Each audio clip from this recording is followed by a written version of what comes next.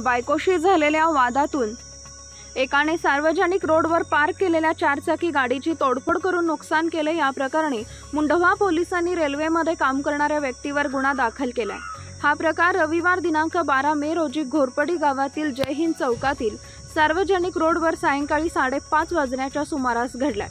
याबाबत अबू बखर नासिर खान वय वर्ष 50 राहणार जय हिंद चौक घोरपडी गाव पुणे यांनी मुंढवा पोलीस ठाण्यात फिर्याद दिली आहे। यावरून प्रदीप सुरेश चितारे वय वर्ष 42 राहणार रेल्वे क्वार्टर्स घोरपडी पुणे याच्यावर भारतीय दंडविधान संहिता कलम 427 नुसार गुन्हा दाखल करून मुंबई पोलीस ॲक्ट 149 नुसार नोटीस दिली आहे। पोलिसांनी दिलेल्या माहितीनुसार फिर्यादी यांनी त्यांची कार जय हिंद चौकातील सार्वजनिक रोडवर पार्क केली होती।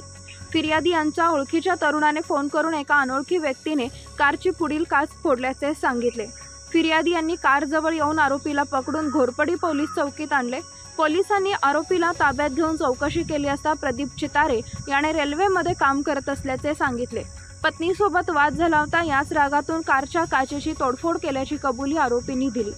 पोलिसांनी आरोपी विरुद्ध गुन्हा दाखल करून नोटीस दिली आहे। पुढील तपास सहाय्यक पोलीस निरीक्षक RY होले करत आहेत।